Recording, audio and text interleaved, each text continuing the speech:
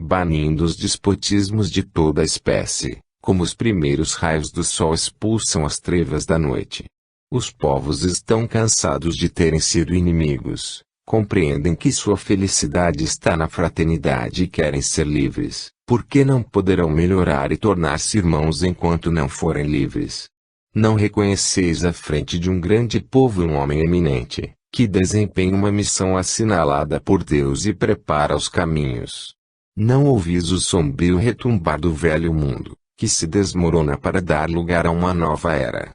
Logo vereis surgir na cátedra de São Pedro um pontífice que proclamará os novos princípios, e esta crença, que será de todos os povos, reunirá seitas dissidentes numa só e mesma família. Estai prontos, e sai a bandeira desse ensinamento tão grande e tão santo, para não serdes os últimos. Israelitas de Bordeaux e de Bayonne, vós que marchastes à frente do progresso, erguei-vos, aclamai o Espiritismo, porque é a lei do Senhor, e bendizei-o, por vos trazer os meios de chegar mais prontamente à felicidade eterna, que está destinada aos seus eleitos. 2. Meus amigos, não vos surpreendais ao lerdes esta comunicação. Ela vem de mim, Eduardo Pereira, vosso parente, vosso amigo, vosso compatriota. Fui eu mesmo que a ditei ao meu sobrinho Rodolfo, cuja mão seguro para fazê-lo escrever com minha letra. Dou-me a esse trabalho, fatigante tanto a mim quanto ao médium, a fim de melhor vos convencer, pois o medianeiro deve seguir um movimento contrário ao que lhe é habitual. Sim, meus amigos, o Espiritismo é uma nova revelação, compreendei o alcance desta palavra em toda a sua acepção. É uma revelação porque vos desvenda uma nova força da natureza, de qual não suspeitáveis e, contudo, é tão antiga quanto o mundo. Era conhecida na época de Moisés, pelos homens superiores de nossa história religiosa, e foi por ela que recebestes os primeiros ensinamentos sobre os deveres do homem para com seu Criador, mas ela não deu senão o que era compatível com os homens daquela época.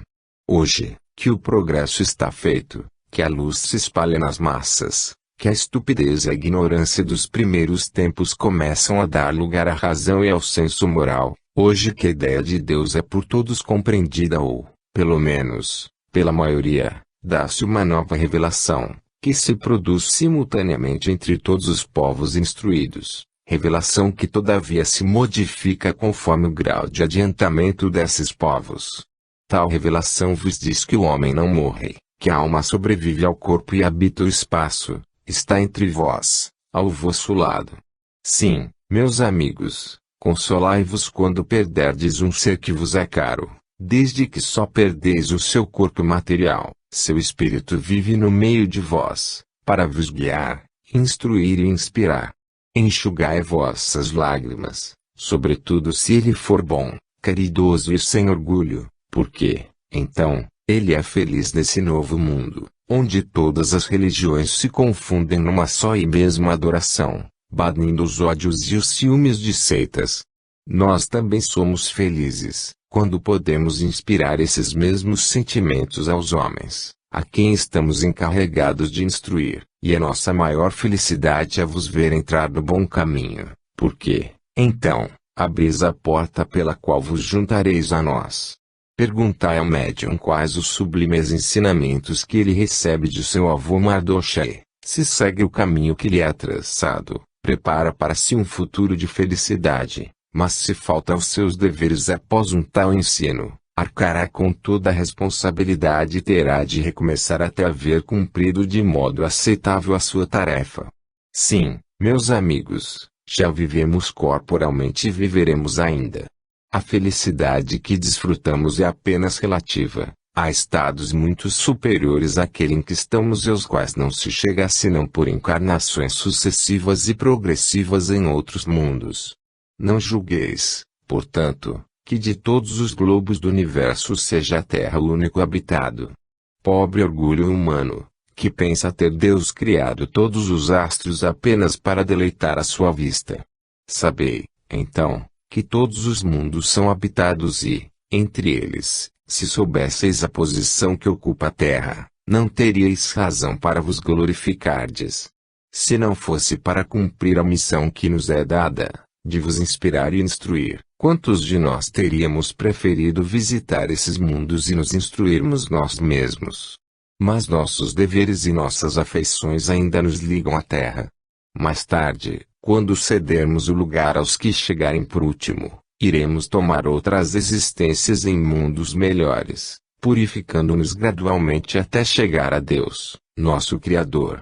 Eis o Espiritismo. Eis o que lhe ensina, e isto é a verdade que hoje podeis compreender e que deve auxiliar a vos regenerardes. Compreender bem que todos os homens são irmãos, quer sejam negros ou brancos, ricos ou pobres, muçulmanos, judeus ou cristãos. Como, para progredir, devem renascer várias vezes, conforme a revelação feita pelo Cristo. Permite Deus que aqueles que foram unidos em vidas anteriores pelos laços do sangue ou da amizade, se encontrem novamente na terra, sem se conhecerem, mas em condições relativas às expiações que devem suportar por suas faltas passadas, de sorte que aquele que é o vosso servo pode ter sido vosso senhor em outra existência. O infeliz a quem recusais assistência talvez seja um dos vossos antepassados, do qual vos orgulhais, ou um amigo que vos foi caro. Compreendeis agora o alcance do mandamento do Decálogo: amarás a teu próximo como a ti mesmo. Eis, meus amigos, a revelação que vos deve conduzir à fraternidade universal, quando for compreendida por todos. Eis porque não deveis permanecer imutáveis em vossos princípios, mas seguir a marcha do progresso traçado por Deus, sem jamais vos deterdes. Eis porque vos exortei a empunhar a bandeira do Espiritismo. Sim, sede espíritas, pois é a lei de Deus, e lembrai-vos de que neste caminho está a felicidade, porque é ela que conduz à perfeição. Eu vos sustentarei, eu e todos aqueles que conhecestes, os quais, como eu, agem no mesmo sentido. Que em cada família se estude o Espiritismo, que em cada família se formem médiuns, a fim de multiplicar os intérpretes da vontade de Deus. Não vos deixeis desencorajar pelos entraves das primeiras provas, muitas vezes elas são cercadas de dificuldades e nem sempre isentas de perigo, pois não haverá recompensa onde não houver um pouco de esforço. Todos podeis adquirir essa faculdade, mas estudai antes de tentar obtê-la, a fim de vos premunirdes contra os obstáculos. Purificai-vos de vossas máculas, emendai o coração e os pensamentos para afastar de vós os espíritos maus. Orai, sobretudo, pelos que procuram vos obsidiar, porquanto é a prece que os converte deles vos liberta. Que a experiência de vossos antecessores vos seja proveitosa e vos impeça de cairdes nas mesmas faltas. Continuarei minhas instruções. 3. A religião israelita foi a primeira que formulou, aos olhos dos homens, a ideia de um Deus espiritual. Até então os homens adoravam, uns, o sol, outros, a lua, aqui, o fogo, ali, os animais. Mas em parte alguma ideia de Deus era representada em sua essência espiritual e imaterial. Chegou Moisés, trazia uma lei nova, que derrubava todas as ideias até então recebidas.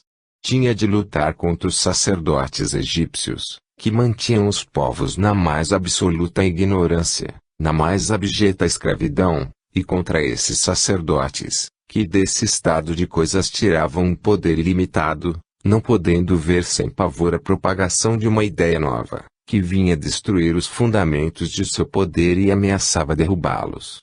Essa fé trazia consigo a luz, a inteligência e a liberdade de pensar. Era uma revolução social e moral. Assim, os adeptos dessa fé, recrutados entre todas as classes do Egito, e não só entre os descendentes de Jacó, como erroneamente tem sido dito, eram perseguidos, acossados, submetidos aos mais duros vezames e, por fim, expulsos do país, porque infestavam a população com ideias subversivas e antissociais. É sempre assim. Toda vez que um progresso surge no horizonte e resplandece sobre a humanidade. As mesmas perseguições e os mesmos tratamentos acompanham os inovadores que lançam sobre o solo da nova geração os germes fecundos do progresso e da moral. É que toda inovação progressiva, ao levar à destruição de certos abusos, tem, necessariamente, por inimigos todos quanto estão interessados na manutenção desses abusos.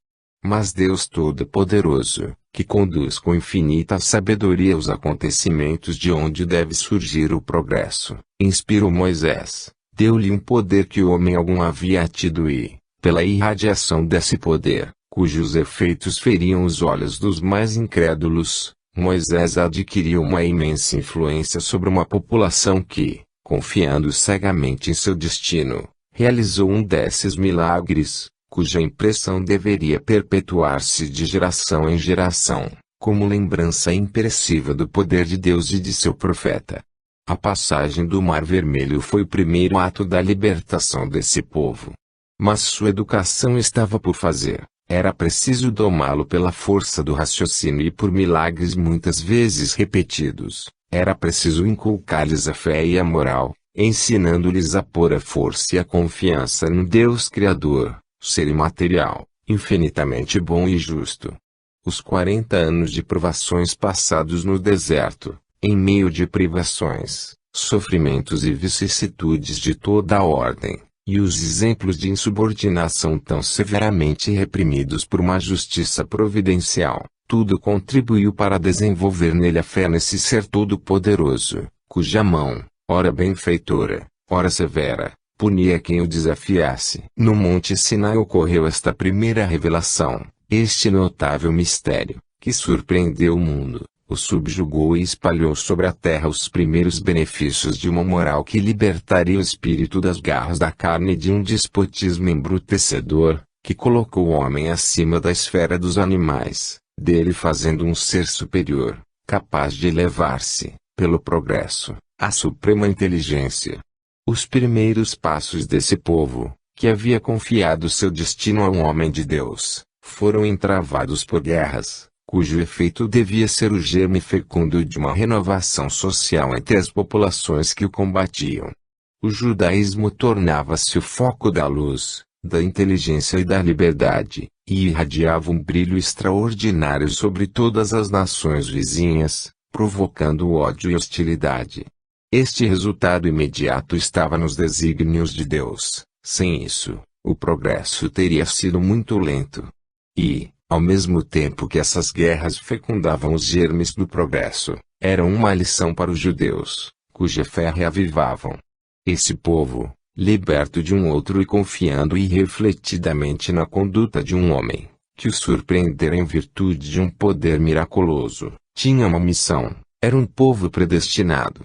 Não é sem razão que foi dito, cumprir uma missão de que não se dava conta, nem ele, nem os outros povos, e às cegas, executando sem compreender os desígnios da providência. Essa árida missão foi cheia de fel e de amargura, seus apóstolos sofreram todas as humilhações possíveis, foram perseguidos, oprimidos, lapidados e dispersos, embora trouxessem consigo essa fé viva e inteligente, essa confiança em seu Deus, cujo poder havia medido, cuja bondade haviam experimentado e cujas provas aceitavam, sobretudo as que deviam trazer à humanidade os benefícios da civilização. Eis os vossos apóstolos obscuros, ridicularizados, desprezados, eis os primeiros pioneiros da liberdade. Terão sofrido bastante, da sua saída do Egito até os nossos dias. A hora da reabilitação não tardará a soar para eles, e não está longe o dia que haverá de saudar esses primeiros soldados da civilização moderna, com reconhecimento e veneração. Far-se-á a justiça aos descendentes dessas antigas famílias que, inabaláveis em sua fé, a levaram como dote a todas as nações onde Deus permitiu que fossem dispersados. Quando Jesus Cristo apareceu, era ainda um enviado de Deus, como Moisés, era um novo astro que surgia na terra, retomando sua missão para dar-lhe continuidade, desenvolvê-la e adaptá-la ao progresso realizado. O próprio Cristo estava destinado a sofrer essa morte ignominiosa, cujas vias os judeus haviam preparado, desencadeando as suas circunstâncias, e cujo crime foi cometido pelos romanos. Deixai, porém, de considerar a história dos povos e dos homens como haveis considerado até hoje. Em vosso orgulho, imaginais que foram eles que provocaram os acontecimentos que mudaram a face do mundo e esqueceis que há um Deus no universo, regendo essa harmonia admirável, cujas leis suportais, imaginando o que impondes vós mesmos. Olhai, assim, de um ponto mais elevado à história da humanidade, abarcar um horizonte mais vasto e notar que tudo segue um sistema único, a lei do progresso em cada século, e não em cada dia, vos leva a dar um passo.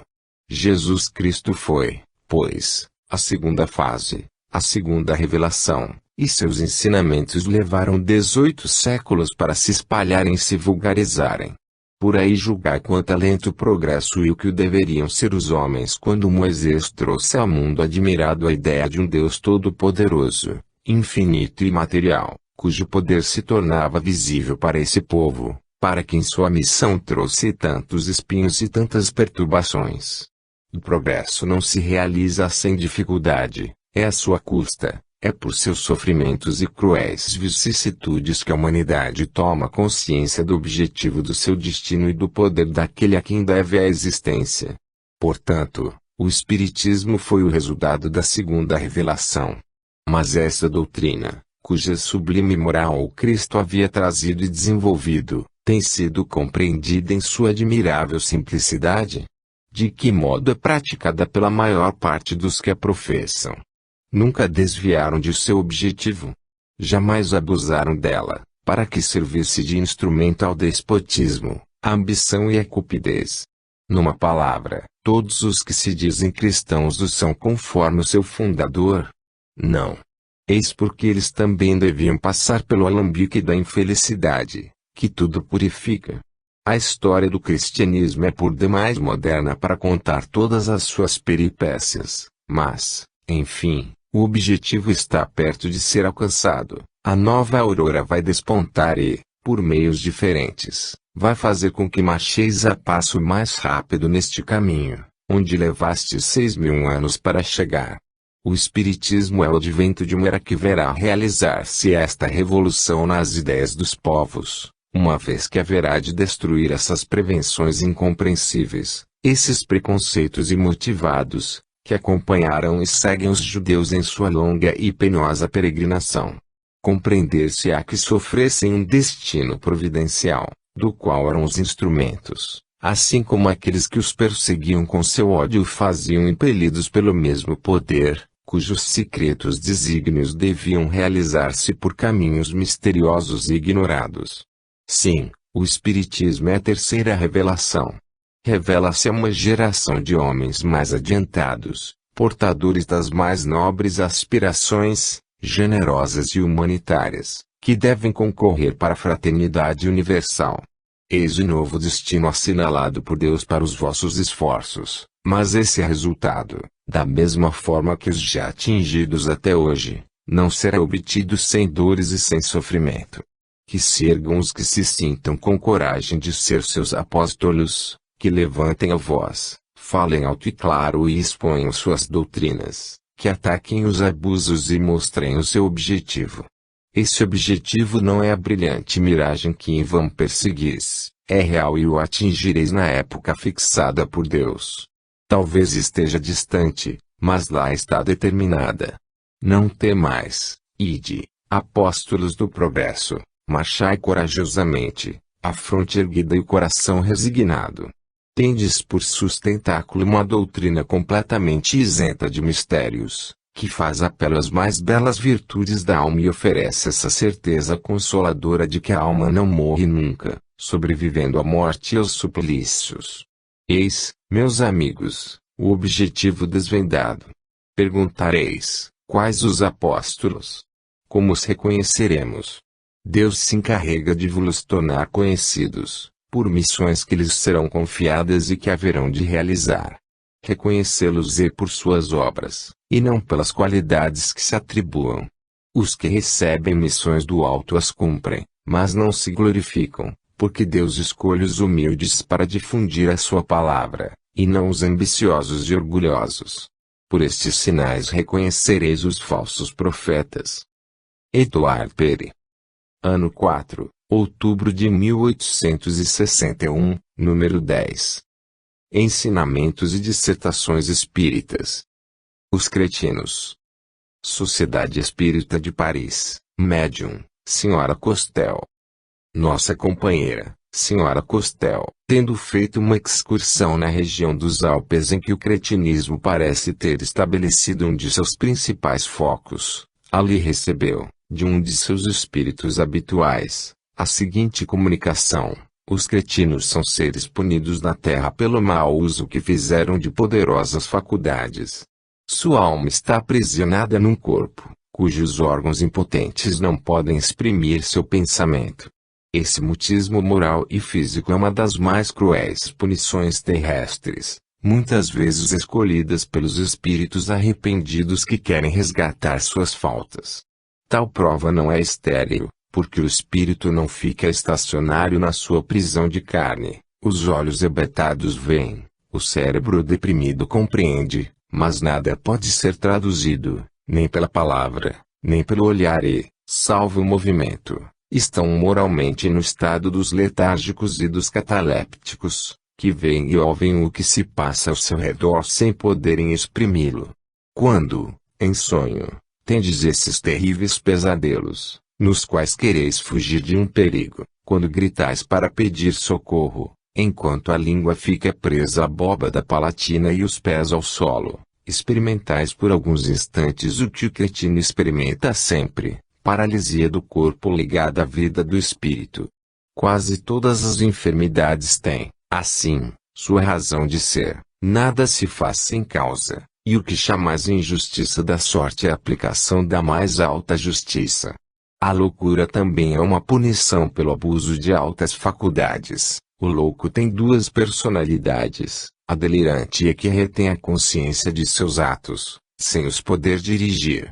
Quanto aos cretinos, a vida contemplativa e isolada de suas almas, sem as distrações do corpo, também pode ser tão agitada quanto as existências mais complicadas pelos acontecimentos. Alguns se revoltam contra seu suplício voluntário, lamentam tê-lo escolhido e sentem um desejo furioso de voltar a uma outra vida, desejo que lhes faz esquecer a resignação na vida presente e o remorso da vida passada, que albergam na consciência, porquanto os cretinos e os loucos sabem mais que vós, e na sua incapacidade física oculta-se uma força moral da qual não fazeis a menor ideia.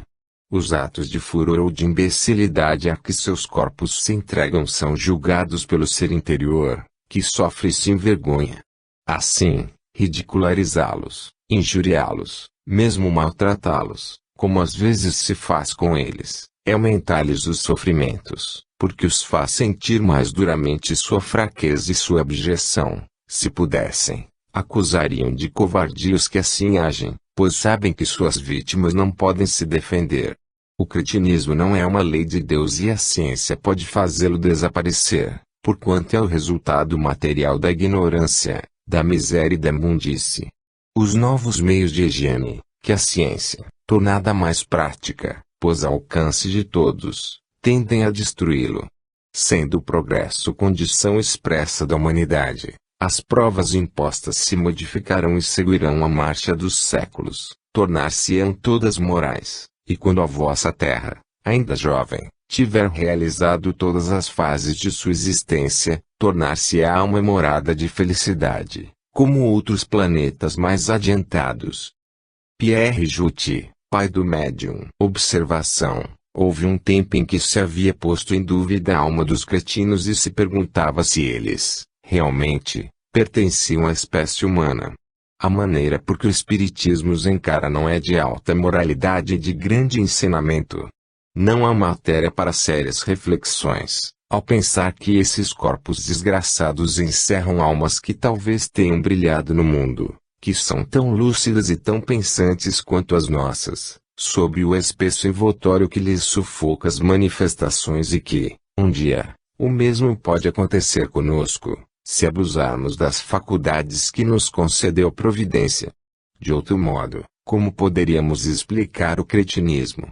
Como fazê-lo concordar com a justiça e a bondade de Deus, sem admitir a pluralidade das existências, isto é, a reencarnação?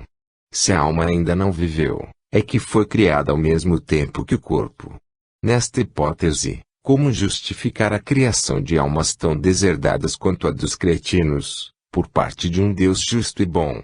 Porque aqui não se trata absolutamente de um desses acidentes, a loucura, por exemplo, que se pode prevenir ou curar. Esses seres nascem e morrem no mesmo estado. Não possuindo nenhuma noção do bem e do mal, qual a sua sorte na eternidade? Serão felizes como os homens inteligentes e trabalhadores. Mas por que este favor, pois que nada fizeram de bom? Estarão naquilo a que chamam limbo, isto é, num estado misto, que nem é felicidade nem infelicidade. Mas por que esta inferioridade eterna? É sua culpa se Deus os criou cretinos? Desafiamos todos os que repelem a doutrina da reencarnação a saírem desse impasse. Com a reencarnação, ao contrário, o que parece uma injustiça torna-se admirável justiça, o que é inexplicável explica-se da maneira mais racional.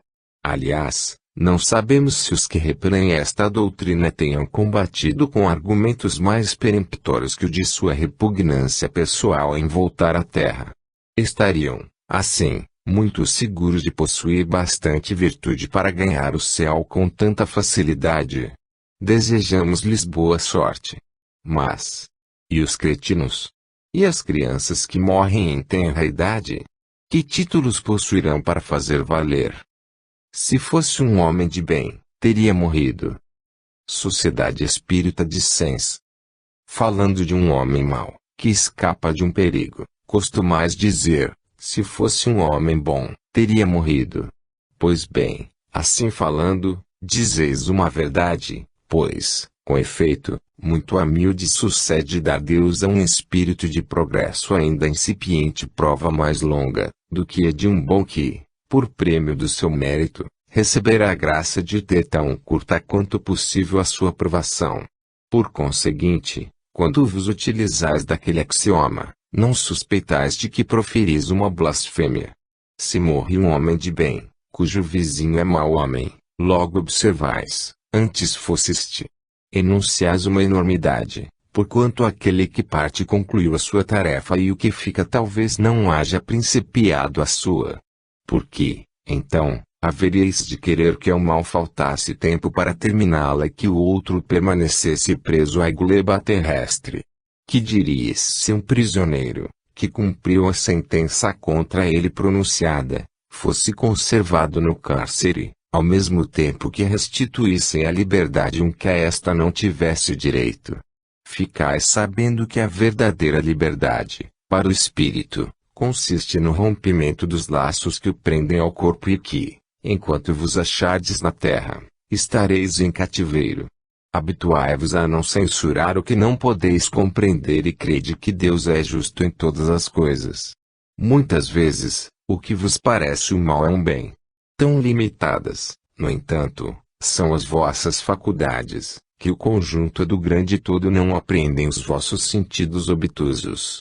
Esforçai-vos por sair, pelo pensamento, da vossa canhada esfera aí, à medida que vos elevardes, diminuirá para vós a importância da vida material que, nesse caso, se vos apresentará como simples incidente, no curso infinito da vossa existência espiritual, única existência verdadeira.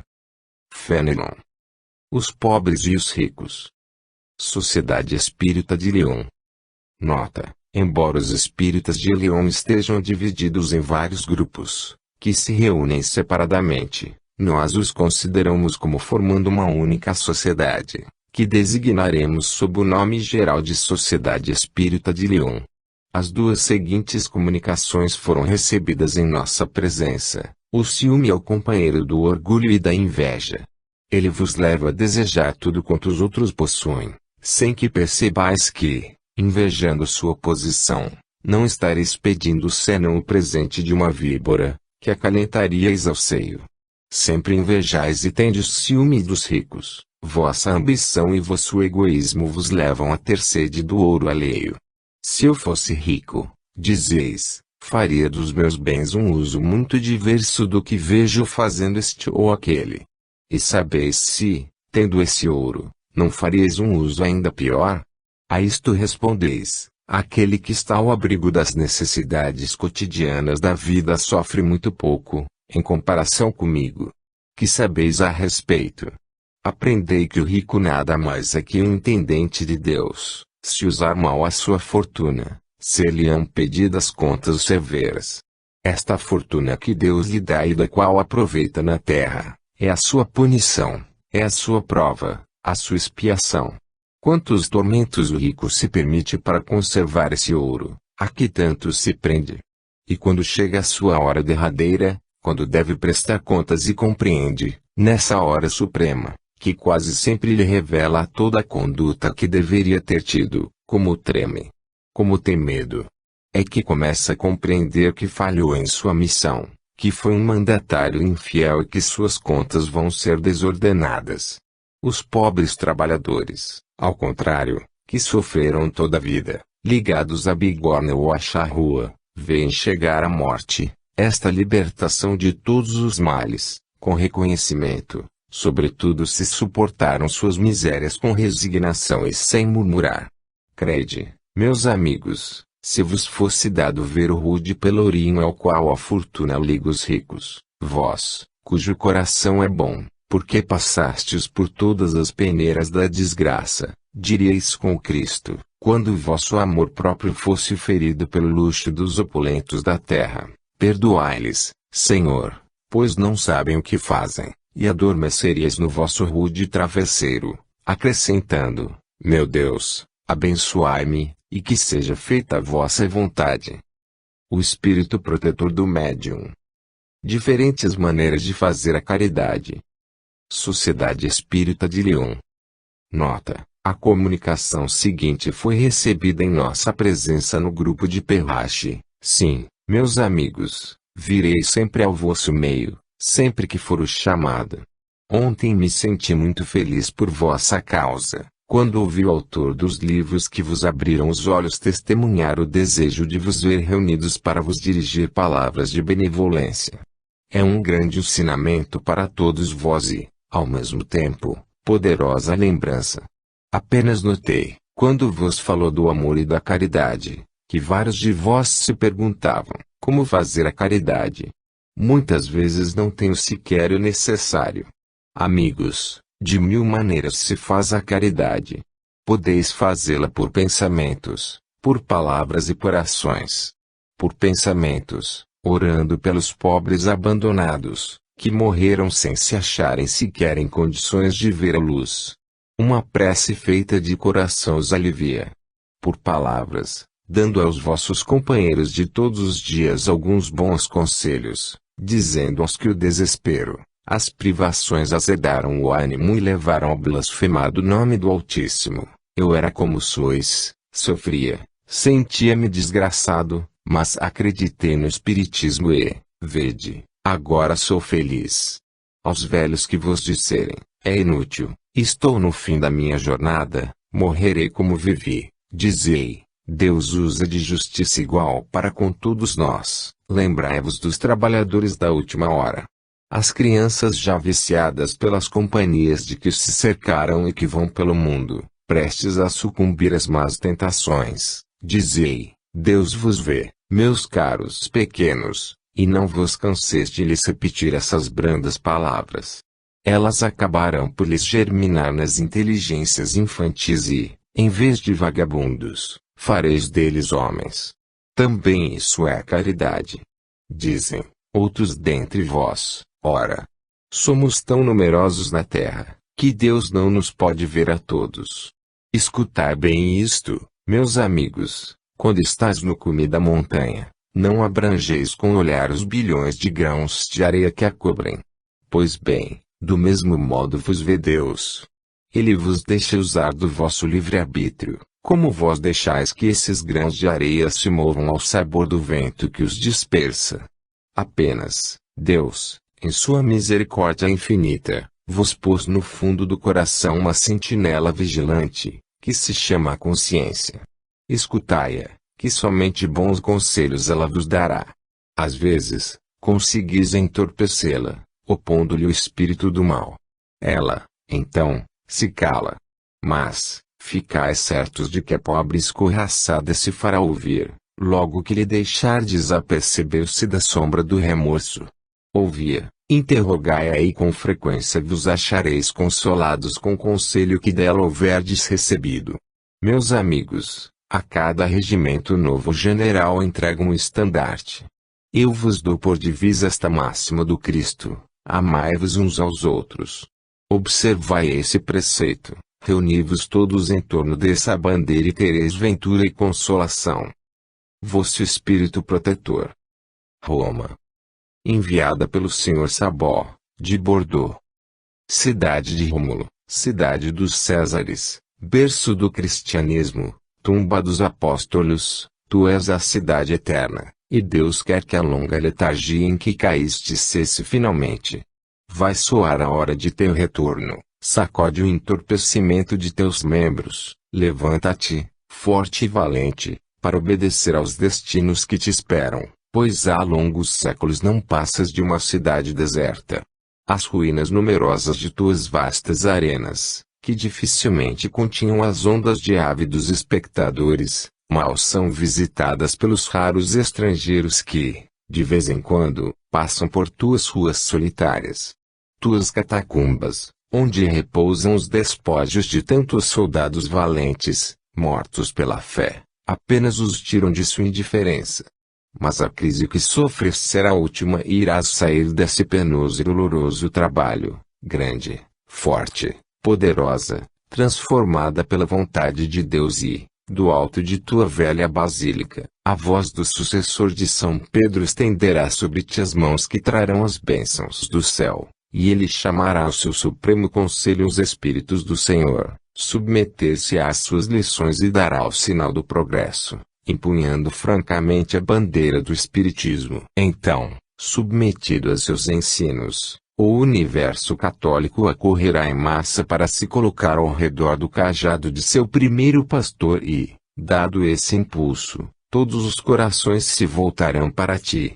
Serás o farol luminoso que deve iluminar o mundo, e teus habitantes, alegres e felizes por te ver dar às nações o exemplo do melhoramento e do progresso, repetirão em seu canto: sim, Roma é a cidade eterna. Massillon. O Coliseu. Enviada pelo Conde X, de Roma. Traduzida do italiano. Que sentimento fez nascer em vós a visão do Coliseu? Produzido pelo aspecto de toda a ruína, tristeza. Suas vastas e belas proporções lembram todo um mundo de grandeza, mas sua decrepitude invariavelmente leva o pensamento para a fragilidade das coisas humanas. Tudo passa, e os monumentos, que pareciam desafiar o tempo, se desmoronam, como para provar que só as obras de Deus são duráveis. E quando os escombros, semeados por toda parte, protestam contra a eternidade das obras do homem, ousais chamar eterna uma cidade juncada de ruínas do passado. Onde estás, Babilônia? Onde estás, Nínive? Onde vossos imensos e esplêndidos palácios? Viajante, em vão os procura sob as areias do deserto, não vês que Deus os apagou da face da terra? Roma. Esperas, pois, afrontar as leis da natureza? Sou cristã, dizes, e Babilônia era pagã. Sim, mas, como ela, és de pedra, e um sopro de Deus pode dispersar essas pedras amontoadas. O solo que treme à tua volta não está a te advertir que teu berço, que se acha sob teus pés, pode tornar-se o teu túmulo. Sou cristã, dizes, e Deus me protege.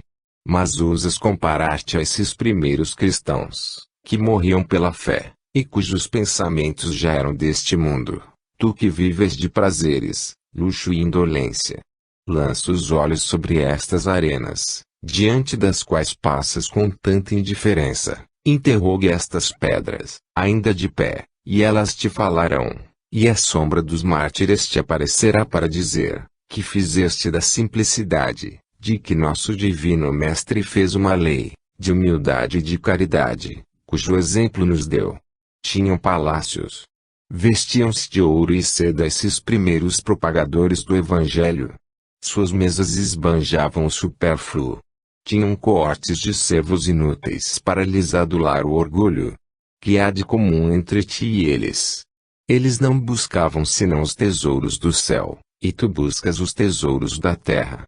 Ó homens que vos dizeis cristãos, vendo vosso apego aos bens perecíveis deste mundo, dir-se-ia realmente que não contais com os da eternidade.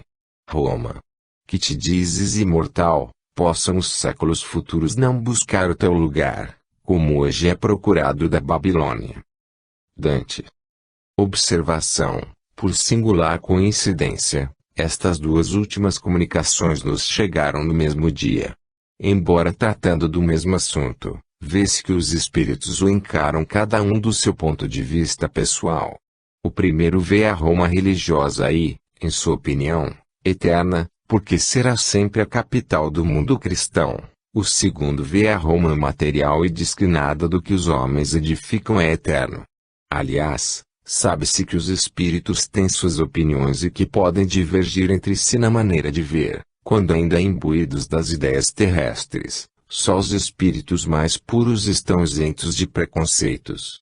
Mas, pondo de lado a opinião, que pode ser controversa, não se poderá recusar a estas duas comunicações uma grande elevação de estilo e de pensamento, e cremos que não seriam desabonadas pelos autores que levam seus nomes. A Terra Prometida. Enviada pelo Sr. Rodolfo, de Mulhouse. O Espiritismo se levanta e logo sua luz fecunda vai iluminar o mundo. Seu brilho magnífico protestará contra os ataques dos interessados em conservar os abusos e contra a incredulidade do materialismo. Os que duvidam sentir-se-ão felizes por encontrar nesta doutrina nova, tão bela, tão pura, o bálsamo consolador que os curará do escepticismo e os tornará aptos a melhorar e progredir, como todas as demais criaturas. Privilegiados serão os que, renunciando às impurezas da matéria, se lançarem em voo rápido até o topo das ideias mais puras e buscarem desmaterializar-se completamente. Povos, erguei-vos para assistir à aurora desta vida nova, que vem para a vossa regeneração, que, enviada por Deus, vem para vos unir numa santa comunhão fraterna. Oh, como serão felizes os que, ouvindo esta voz abençoada do Espiritismo, seguirem sua bandeira e cumprirem o apostolado, que deve reconduzir os irmãos extraviados pela dúvida e pela ignorância, ou embrutecidos pelo vício. Voltai, ovelhas desgarradas, voltai ao aprisco, levantai a cabeça, contemplai o vosso Criador e rendereis homenagem ao seu amor por vós. Retirai prontamente o véu que vos ocultava o Espírito da divindade, admirai-o em toda a sua bondade. Prostrai a face contra a terra e arrependei-vos. O arrependimento vos abrirá as portas da felicidade, as de um mundo melhor, onde reina o amor mais puro, a fraternidade mais estreita, onde cada um sente alegria na alegria do próximo. Não sentis que se aproxima o momento em que vão surgir coisas novas? Não sentis que a terra está em trabalho de parto? Que querem esses povos que se remexem, que se agitam, que se aprestam para a luta? Porque vão combater. Para romper as cadeias que estancam o progresso de sua inteligência, absorvem a sua seiva, semeiam a desconfiança e a discórdia, armam o filho contra o pai, o irmão contra o irmão, corrompem as nobres aspirações e matam o gênio. Ó liberdade! Ó independência! Nobres atributos dos filhos de Deus, que alargais o coração e elevais a alma. É por vós que os homens se tornam bons, grandes e generosos, por vós nossas aspirações se voltam para o bem, a injustiça desaparece, os ódios se extinguem e a discórdia, envergonhada, foge e apaga seu facho, temendo irradiar seus sinistros clarões. Irmãos, escutai a voz que vos diz, marchai. Marchai para esse brilhante objetivo que vedes despontar mais além. marchai para esse brilhante raio de luz que está à vossa frente, como coluna luminosa diante do povo de Israel. Ele vos conduzirá à verdadeira terra prometida, onde reina a eterna felicidade, reservada aos espíritos puros.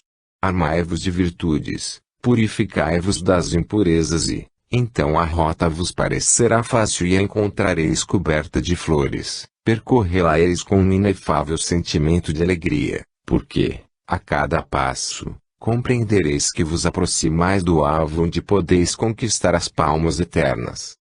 Mardochée. Egoísmo e orgulho. Sociedade espírita de Sens.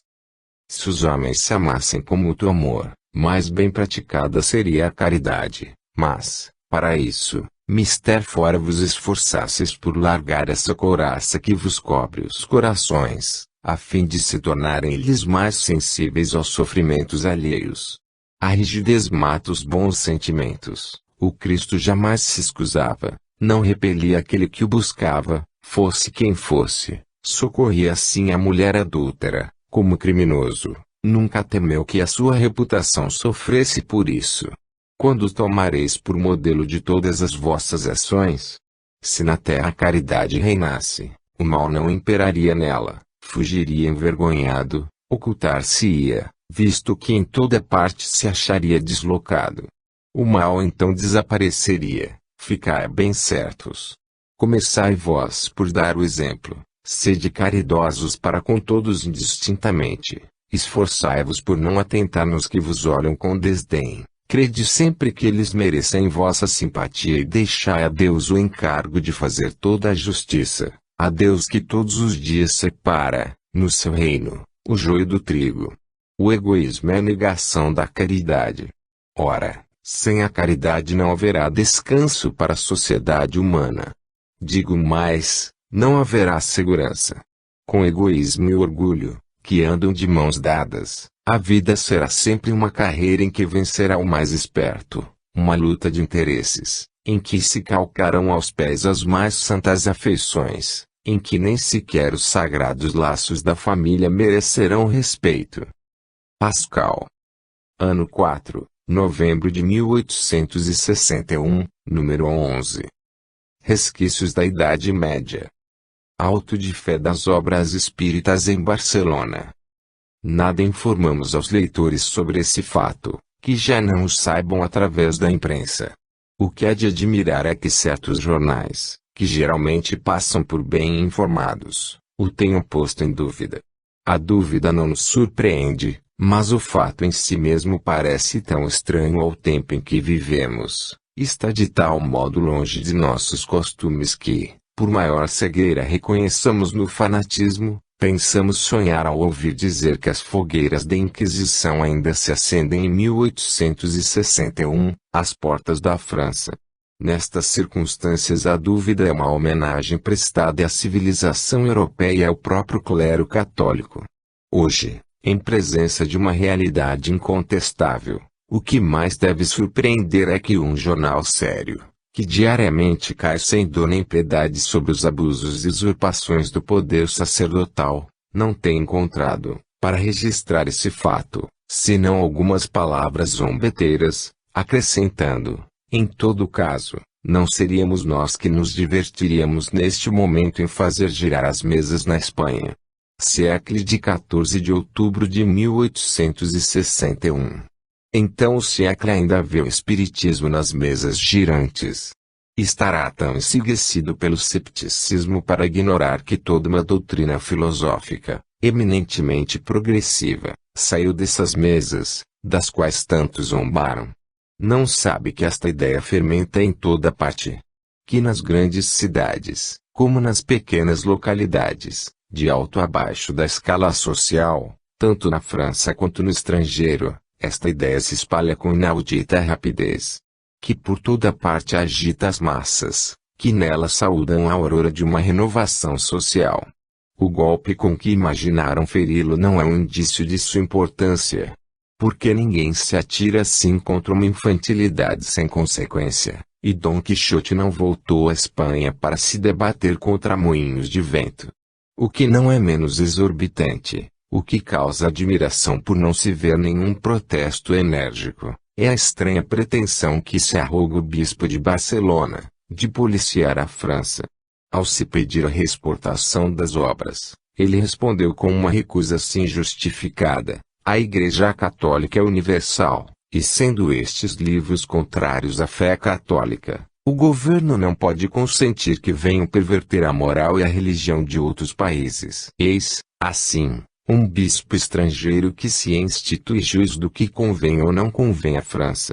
Então a sentença foi mantida e executada, sem mesmo isentar o destinatário das taxas alfandegárias, cujo pagamento lhe foi exigido.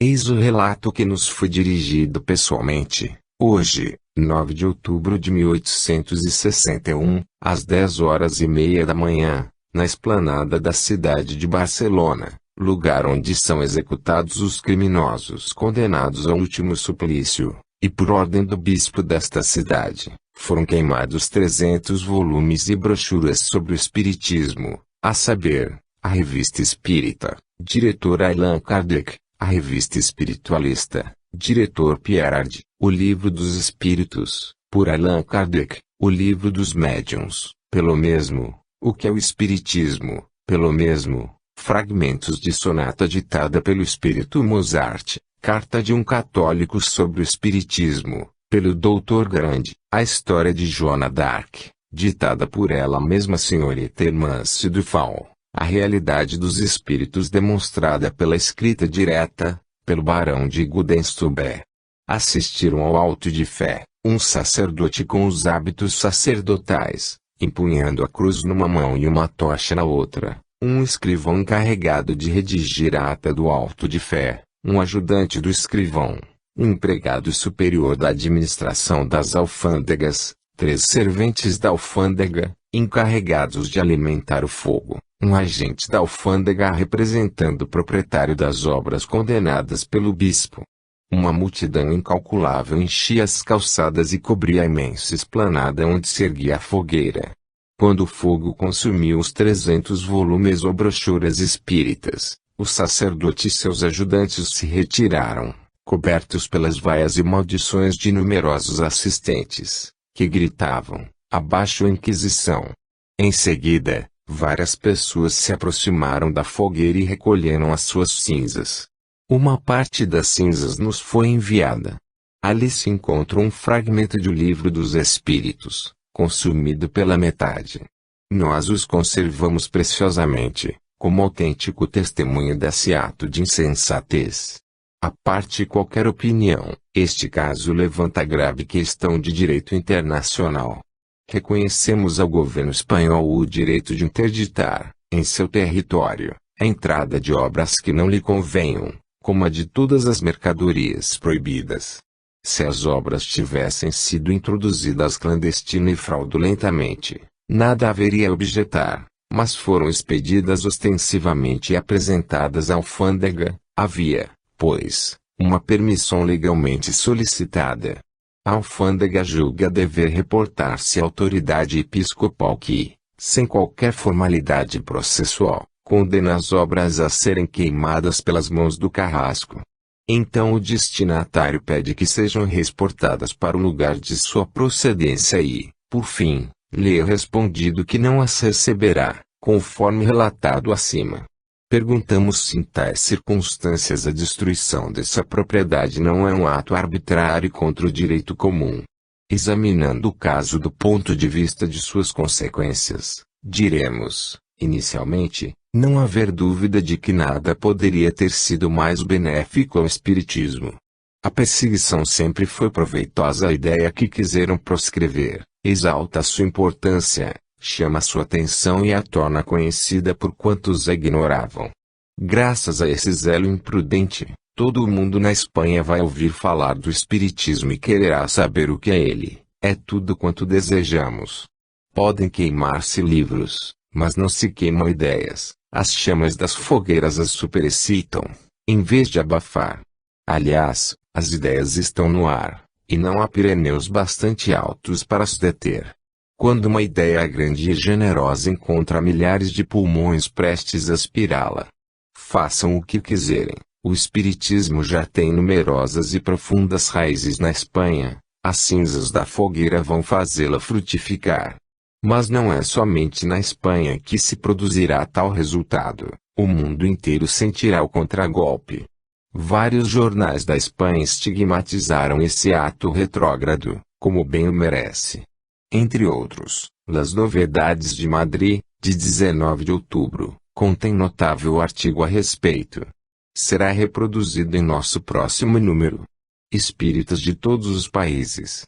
Não esqueçais esta data, 9 de outubro de 1861, será marcada nos fastos do Espiritismo. Que ela seja para vós um dia de festa, e não de luto, porque é a garantia de vosso próximo triunfo. Entre as numerosas comunicações que os Espíritos ditaram a respeito, citaremos apenas as duas seguintes, dadas espontaneamente na Sociedade de Paris. Elas resumem as causas e todas as suas consequências. Sobre o auto de fé de Barcelona. O amor da verdade deve sempre fazer-se ouvir, ela rompe o véu e brilha ao mesmo tempo por toda parte. O Espiritismo tornou-se conhecido de todos, logo será julgado e posto em prática. Quanto mais perseguições houver, tanto mais depressa esta sublime doutrina alcançará o apogeu.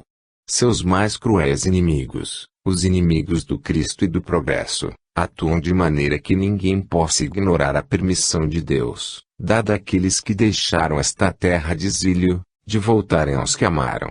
Ficais certos, as fogueiras apagar-se-ão por si mesmas, e se os livros são lançados ao fogo, o pensamento imortal lhe sobrevive. Duolete. Nota: este espírito, tendo se manifestado espontaneamente, disse ser o de um antigo livreiro do século XVI. Outra. Era necessário que algo ferisse violentamente certos espíritos encanados, a fim de que se decidissem a ocupar-se desta grande doutrina que vai regenerar o mundo. Nada feito inutilmente em vossa terra. Nós, que inspiramos o auto de fé de Barcelona, sabíamos perfeitamente que assim agindo daríamos um grande passo à frente. Esse fato brutal, inacreditável nos tempos atuais, foi consumado com vistas a chamar a atenção dos jornalistas que se mantinham indiferentes diante da profunda agitação que tomava conta das cidades e dos centros espíritas. Eles deixavam dizer e fazer, mas, obstinados, faziam ouvidos de mercador, respondendo pelo muitismo ao desejo de propaganda dos adeptos do espiritismo. Queiram ou não, é preciso que hoje falem, uns, constatando o histórico do caso de Barcelona, outros o desmentindo, ensejaram uma polêmica que fará a volta ao mundo e da qual só o espiritismo aproveitará. Eis porque hoje a retaguarda da Inquisição praticou o seu último auto de fé, porque assim o quisemos. São Domingos. O fluido universal. 29 de setembro de 1860. O fluido universal liga entre si todos os mundos, e, conforme os movimentos que lhe são impressos pela vontade do Criador, origina todos os fenômenos da criação.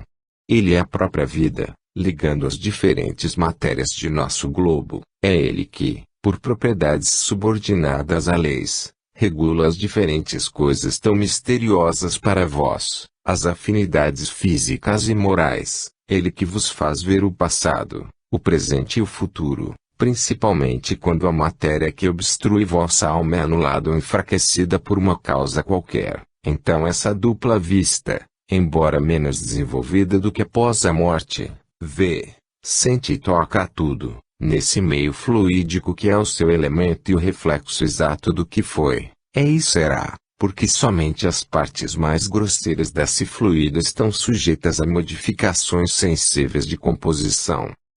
Henry, antigo magnetizador. Refeitos da prece. 15 de outubro de 1860.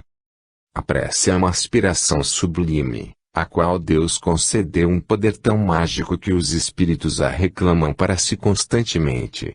Suave orvalho, é um refrigério para o pobre exilado na terra e um arranjo, frutuoso para a alma em prova. A prece age diretamente sobre o espírito a quem é dirigida. Não transforma espinhos em rosas, mas modifica a sua vida de sofrimentos. Não tem poder sobre a vontade imutável de Deus, mas imprime esse impulso de vontade que levanta a sua coragem, ao dar-lhe força para lutar contra as provas e as dominar.